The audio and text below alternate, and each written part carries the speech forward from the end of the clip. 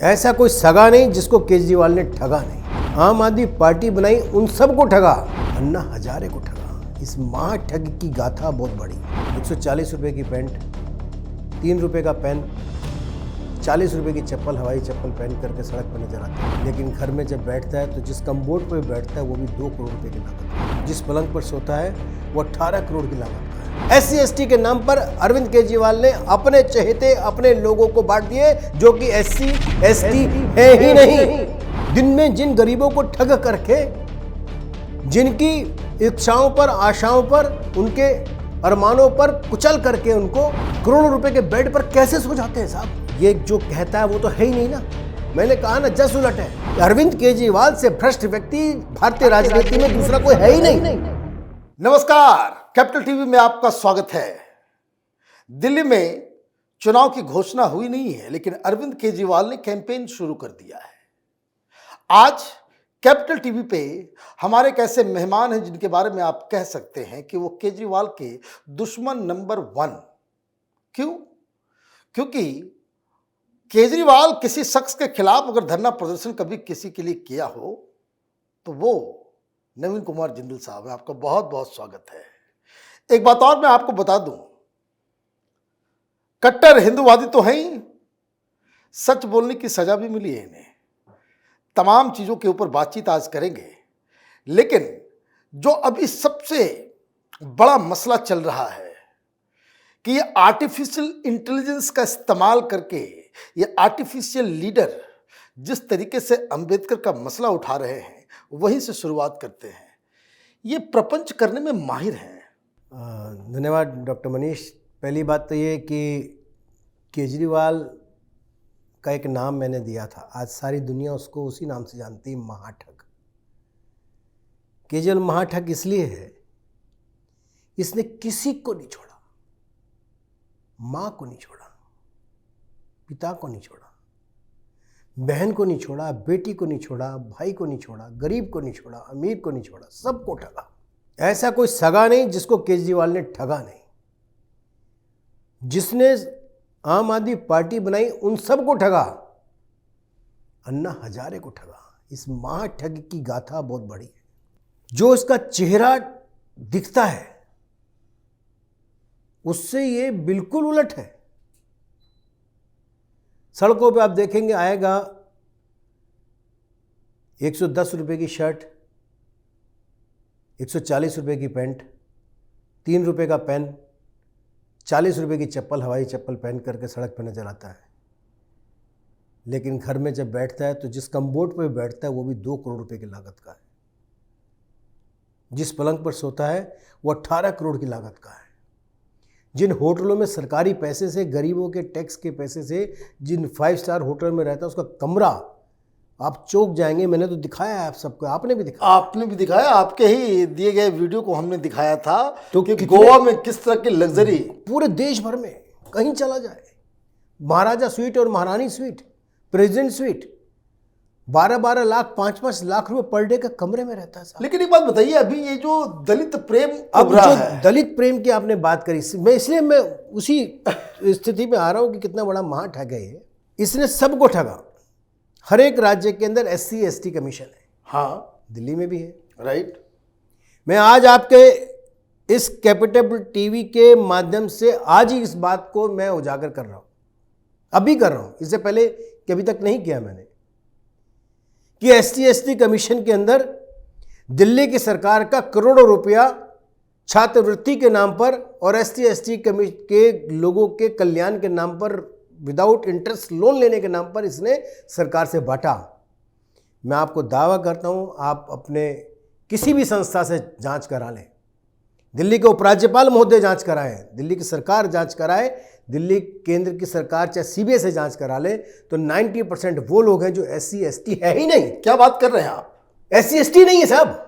आप एक बहुत बड़ा आरोप लगा रहे हैं। मैं आपको फैक्ट बोल रहा हूं। आप ये कह रहे हैं कि जो SC/ST बच्चों के लिए जो पैसे थे वो नॉन SC/ST अपने लोगों को बांट दिए साहब, बच्चों को भी नहीं, अपने लोगों में। पिछले 4-6 महीने के, ज्यादा मत जाइए आप, 6 महीने के अकाउंट्स निकाल करके देख लीजिए, करोड़ों रुपया SC ST के नाम पर अरविंद केजरीवाल ने अपने चहेते अपने लोगों को बांट दिए, जो कि SC ST है ही नहीं, जो पिछड़ी जातियों से जिनका कोई संबंध नहीं है, उसको SC ST कमीशन लोन दे रहा फ्री में।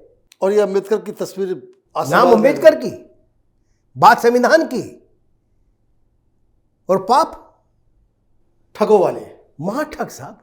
अब कहां से आते हैं लोग, इनका कैसा चेहरा लेकर के सामने आते हैं, और कैसे इनको नींद आ जाती है साहब रात में। दिन में जिन गरीबों को ठग करके, जिनकी इच्छाओं पर, आशाओं पर, उनके अरमानों पर कुचल करके उनको गटर में डाल करके मारने वाले ये लोग करोड़ों रुपए के बेड पर कैसे सो जाते हैं साहब। लेकिन ये तो कहते हैं कि भाई मैं कट्टर ईमानदार हूं, शराब घोटाला फर्जी घोटाला है। ये जो कहता है वो तो है ही नहीं ना। मैंने कहा ना, जस उलट है। अगर ये कहता है कि मैं कट्टर ईमानदार हूं, समझो कट्टर बेईमान है। इसने कहा था कि मैंने 70 विधायकों को टिकट देने से पहले उसकी जांच की है जी, सब ईमानदार हैं, कोई गलत हो तो मुझे बता देना। एक की फर्जी डिग्री निकल गई LLB की। दूसरा, राशन कार्ड बनाने पे महिलाओं के साथ रेप कर रहा था, उसकी वीडियो आ गई सामने। तीसरा, पैसे लेते हुए पकड़ा गया। चौथा, अफसरों को मारते हुए पकड़ा गया। पांचवा, रोहिंग्यन मुसलमान को बसाते हुए आ गया। ये तो विधायक है, इसके मैं कितने को इन्वॉल्व में 70 में से 38 पर केस है, और कहता है कि मैंने सबकी जांच करी है। तो आप समझो ना कैसे जांच करी है। अरविंद केजरीवाल से भ्रष्ट व्यक्ति भारतीय राजनीति में दूसरा कोई है ही नहीं। राहुल गांधी का भी बाप है भ्रष्टाचार में। लेकिन मुझे एक बात बताइए कि जब आप लोगों को ये मालूम है कि भाई ये इतना झूठ बोलने वाला व्यक्ति है, हालांकि मैं आपको ये बात बताऊं, अभी मैं अंबेडकर नगर में स्टोरी करने के लिए गया हुआ था, जहां अंबेडकर नगर नाम है, उसका हाल जाकर के देख लीजिएगा आप। वहां 5 मिनट खड़े नहीं हो सकते बदबू के कारण। आप केजरीवाल ने पैदा किया है। बिल्कुल सही आप। और हालात तो पूरी दिल्ली की ऐसी कर रखी है इसने। किस सड़क में चलते चलते गाड़ी सड़क के बीचों बीच अंदर समा जाए, ये किसी को पता ही नहीं है। सड़क का पैच वर्क होता है, उस पैच वर्क में 5,000 रुपए की मेंटेनेंस होती है, और 5 लाख का विज्ञापन दिया जाता है कि हमने पैच वर्क किया। नहीं, मुझे बताइए फिर क्या कारण है कि 10 साल से एक व्यक्ति पूरी दिल्ली को ठग रहा है, जैसा कि आप बता रहे हैं, लेकिन फिर भी भारतीय जनता पार्टी उसको चुनाव में नहीं हरा पाती। कारण क्या है इसका? देखिए, मैं मनीष भाई अभी भाजपा में नहीं हूं, स्वाभाविक तौर पर आपके सामने है। मैं पिछले 2.5 साल से भाजपा में नहीं हूं, लेकिन मैं भाजपा का समर्थित हूं। भाजपा मेरे संघ, राष्ट्रीय स्वयंसेवक संघ मेरे रगों में है, और मैं राष्ट्रवादी विचारधारा को जीवन पर्यंत नहीं छोड़ सकता। मैं ऐसा, मेरा व्यक्तिगत तौर पर ऐसा मानना है कि इस बार संगठन अच्छे उम्मीदवारों को उतारेगी, भारतीय जनता पार्टी अच्छे उम्मीदवारों को चयन करेगी, और सब लोग संगठित होकर के इस भ्रष्ट व्यक्ति का खुलासा करेंगे। आप बताइए मनीष भाई, दिल्ली के अंदर स्कूल में, मैंने इसके स्कूलों का खुलासा किया था। एक स्कूल में बच्चों के बैठने के बेंच हैं 1800 बच्चों के, एग्जाम्पल 1800 बच्चों का एडमिशन है 5400 का, 5400। 1800 बैठने वाले बेंच की कैपेसिटी पे 5400 बच्चे कैसे बैठ सकते हैं? ये आप जादू मुझे बताइए। जादू है ना। हमने दिखाया कि एक ही क्लासरूम में 2-2 क्लास चल रहे हैं। नहीं, कोई क्लास नहीं साहब, कोई शिफ्ट नहीं है। एक ही शिफ्ट में बैठते 5400 बच्चे। आप ऐसे मत बांटिए उनको। एक ही शिफ्ट चलती है क्योंकि दूसरी शिफ्ट का पैसा नहीं है देने के लिए। Oh my God. एक ही शिफ्ट चलती है, 1800 बच्चों के बैठने का स्थान है, 5400 बच्चे एक। आप मेरे साथ, मैं आपके माध्यम से फिर कहता हूं, देश के जितने बड़े बड़े मीडिया हाउस है ना, जो कहते हैं कि केजरीवाल ने एजुकेशन मॉडल को बहुत बढ़िया बनाया है, और विश्व में जाकर के अमेरिका से अवार्ड लेकर के आते हैं, मैं जिन्हों अवार्ड देने वाले उन लोगों को, और जितने टीवी चैनल के माध्यम के टीवी चैनल वाले तो नहीं दिखाएंगे सब, मैं उनको बेशक उनको पैसा मिलता है मैं मानता हूँ मीडिया को पैसा देता है, लेकिन फिर भी कहता हूँ आपके माध्यम से जनता तो जानेगी ना। बिल्कुल, हम तो तैयार हैं। सारे स्कूलों में मैं ले आने को तैयार हूं, चले मेरे साथ और दिखाएं कि एक वहां बच्चे कहते साहब हमको तो 3 दिन में एक बार नंबर आता है, क्लास में ही बैठने की एंट्री नहीं मिलती है। अगर बच्चा सोमवार को आएगा तो बृहस्पतिवार को आएगा। वो प्रिंसिपल से पूछा कि बच्चों को तुम्हारे पास कैपेसिटी इतनी है, तुमने एडमिशन कैसे दे रखे हैं? वो कहता साहब बच्चे आते ही नहीं है, हम क्या करें? ये उसका जवाब है प्रिंसिपल का। और उसके बाद हाथ जोड़ के कहते साहब मेरे को तो नौकरी करने तो मुझे क्या करना है? केजरीवाल साहब से पूछो। जिसका एजुकेशन डायरेक्टर, मैंने उसका वीडियो बना करके डाला था जिसमें उदित राज जो उसका एजुकेशन डायरेक्टर था, उसका ये कहना था आप क्वेश्चन के आंसर में क्वेश्चन ही लिख दो, हम आपको पास कर देंगे। तो आप बताइए ये तो कहते कि हमने एकदम अच्छी शिक्षा हमने दी है, एकदम बिल्कुल पढ़ा करके हमने जो है विद्वान बना दिया है, और यहाँ पे ये आप बता रहे हैं कि भाई उनको टीचरों को कहा जाता है सबको पास कर दो।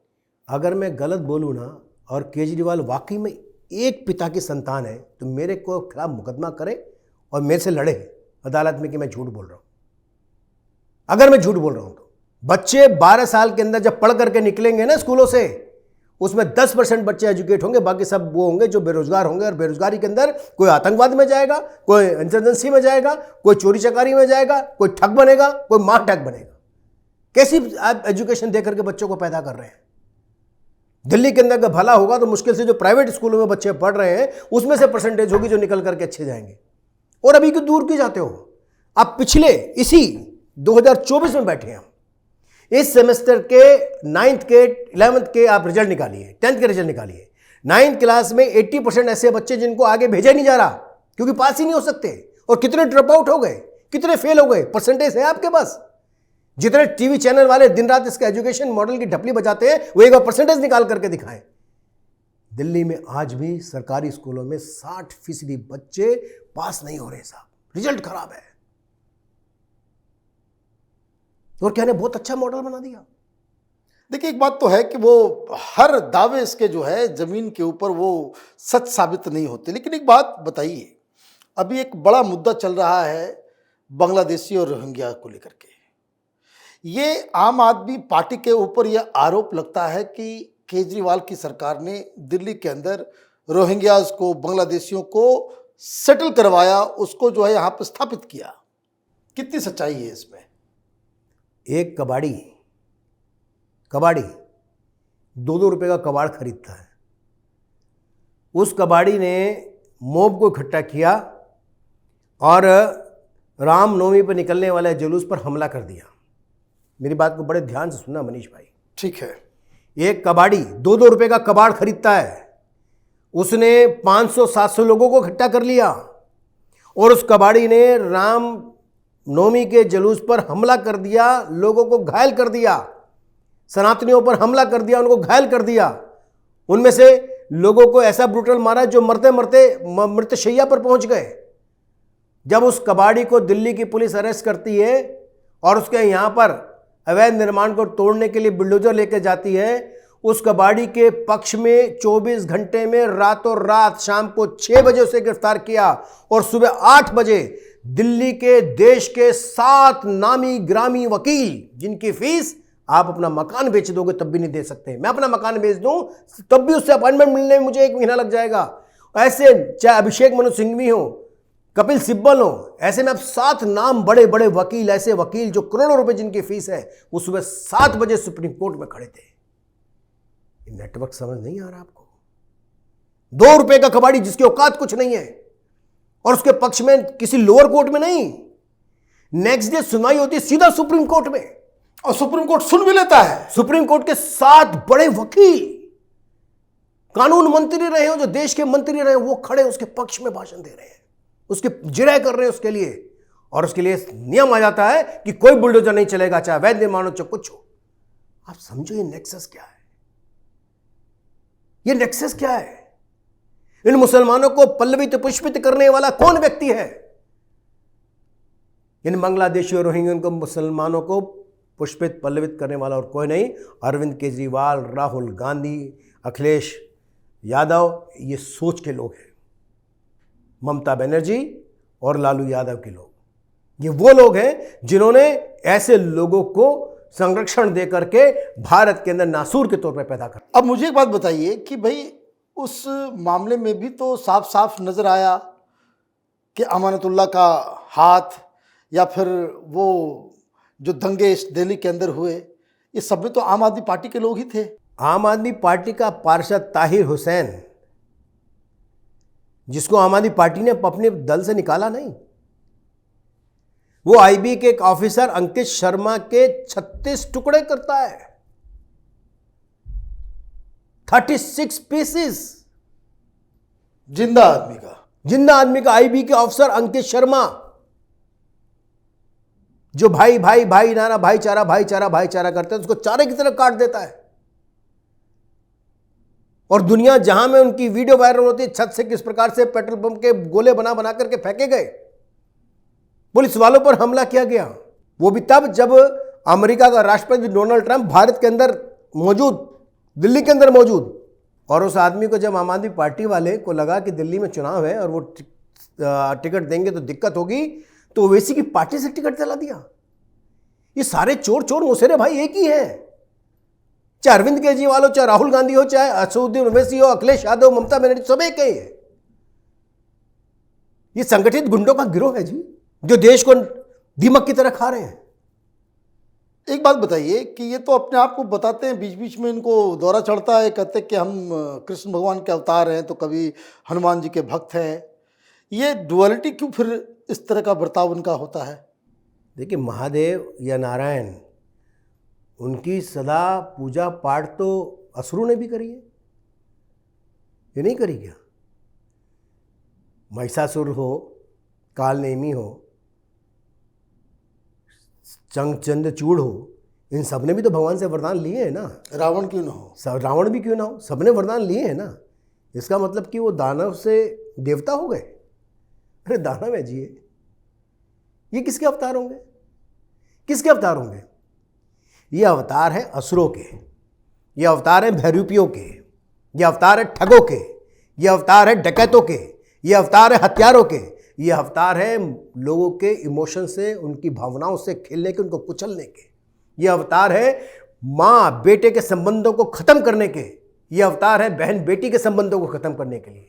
ये किस चीज का अवतार? अब एक बात बताइए, अरविंद केजरीवाल के खिलाफ आप इतनी लड़ाई लड़ते हैं, कुछ न कुछ जो है खुलासा आप करते रहते हैं, लगता नहीं भाई पार्टी में फिर वापस आपको जो है स्थापित किया जाए? आप मैंने कोई पाप थोड़ी किया है मनीष भाई। संगठन के अंदर बहुत सारे, कई बार मैंने कहा ना, महादेव को भी समुद्र मंथन के समय में हलाहल पीना पड़ा था, निकलने के वाला विष पीना पड़ा था, जब कोई नहीं पी पा रहा था। जो मेरे पार्टी के नेतृत्व ने भी पिया है। इसका मतलब ये थोड़ी कि उन्होंने उस मंथन को करने वाले देवताओं से नाराज होकर के उन्हीं का वध कर दिया। नाराज हो सकते हैं, ठीक है, कई कारणों से सज़ा भी खाते हैं। और मैं कहता हूँ कि अगर मुझे आप सज़ा देनी है, मुझे फांसी दे दो, लेकिन इस देश से आज ही इसको हिंदू राष्ट्र घोषित कर दो, मुझे चौराहे पे फांसी दे दो, मैं तैयार हूँ। मुझे कोई दिक्कत नहीं किसी प्रकार की, बलिदान देने से भी नहीं चूकता हूँ मैं। लेकिन फिर भी मैं कहूँगा कि मेरा संगठन सदा हर एक के विषय में सोचता है, सबके विषय में सोचता है, सब मानव जाति के कल्याण के बारे में सोचता है। तो इसका मतलब, लेकिन देर से बेर होगी, हमको लगभग 3 साल होने को है। इसका मतलब ये थोड़ी कि हम सत्य सनातन को भूल जाएंगे या संगठन को अंतर्राष्ट्रीय दबाव और दूसरे कारण हमको अगर पार्टी से कुछ समय के लिए निकालना भी हुआ, अलग भी करना हुआ, तो अपनी विचारधारा छोड़ देंगे। मुझे बताइए, इस देश के अंदर सत्य सनातन के लिए कौन काम कर रहा है? विश्व कल्याण के लिए कौन काम कर रहा है? कोई और नहीं, बस प्रधानमंत्री मोदी कर रहे हैं। देश की भारतीय जनता पार्टी की राइट समर्थित सरकार कर रही है ना। राइट। अगर जब वो कर रही है तो उसका साथ कैसे छोड़ दूंगा भाई? मैं नहीं छोड़ सकता। और उसके लिए मैं अरविंद केजरीवाल जैसे सपोलों को, विषैले नागों को हम पुल्लवित कर लें, इनको दूध पिलाना शुरू कर दें? कतई नहीं हो सकता, कतई नहीं हो सकता। चलिए, आपका बहुत बहुत धन्यवाद। आपने एक बड़ा खुलासा किया है और लगता है कि 1-2 दिन के अंदर इसके ऊपर बड़ी खबर आएगी कि किस तरीके से अरविंद केजरीवाल ने दलितों के लिए जो पैसे थे उसे नॉन दलित्स के अंदर उसने बांटे हैं। और आप इसी तरह से लड़ाई लड़ते रहिए और मैं आपको एक वादा ज़रूर करता हूं कि हम लोग कुछ प्लान करेंगे और जो स्कूलों की हालत जिसके जिक्र आपने किया है वो ग्राउंड पर जाकर के हम उसका जायजा लेंगे। आपका बहुत बहुत धन्यवाद। धन्यवाद। अगर आपको ये वीडियो पसंद आया तो आप इसे लाइक करें, शेयर करें और कैपिटल टीवी को सब्सक्राइब करें। धन्यवाद।